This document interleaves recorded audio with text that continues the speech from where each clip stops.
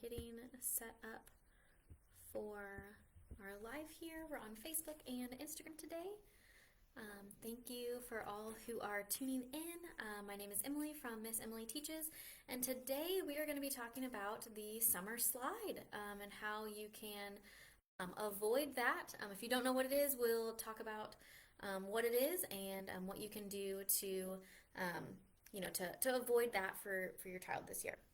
So let's look at what is the summer slide. So for those of you who don't know, you might call it something different. You might know what it is, but you might not have heard that term.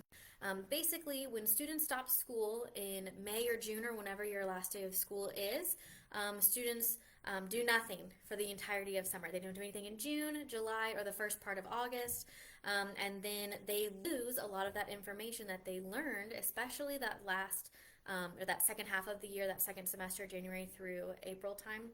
They lose their knowledge, and then when they come back in late August and September, a lot of teachers have to reteach the material from the previous grade for the first 1 or 2 months actually, to get students to where they need to be to start grade level material.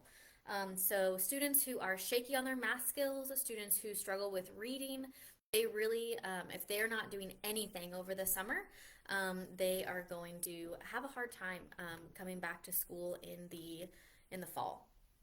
So here's some things that you can do to avoid the summer slide, because that is not something, that's not a situation I want any of your children to be in. So here are some tips and tricks to avoid that. Make some time, at least 3 to 4 days a week. You don't have to do all 5. You can if you'd like, but make some time, spend some time working on review. You can choose to do math flashcards. They are simple, easy. You probably already have some. If you don't, you can make some really quickly. Same with reading flashcards, and do some review.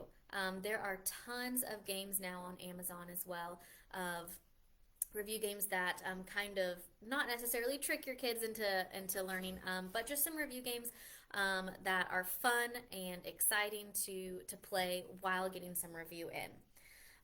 Read and talk about your books together. So I know a lot of families do the reading. If you did not know, it is recommended to read to your child 20 minutes per day. Even those older kids, they like to be read to as well. Read to your child for 20 minutes a day, or have them read to you, take turns reading, and then talk about the book. With the younger kids, you might just say like, oh, what was this character's name? What color is this? Kind of get some recall going in on there. But with your older kids, talk about the setting, the plot, some things like that.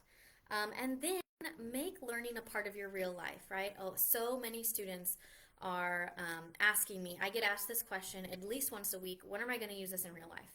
Relate it to real life. When you're at the grocery store, I know we all use credit cards right now, but if possible, try to get some cash and you go through, this is how much our bill is, this is how much we're paying, how much money should we get back? Should we get any money back? Do we have enough money to pay for this? Those are some real parts of grocery store math, shopping math. You could also work on cooking, measuring, budgeting. All of those are real life skills that the sooner you introduce them to your child, the better that they are going to be in the future.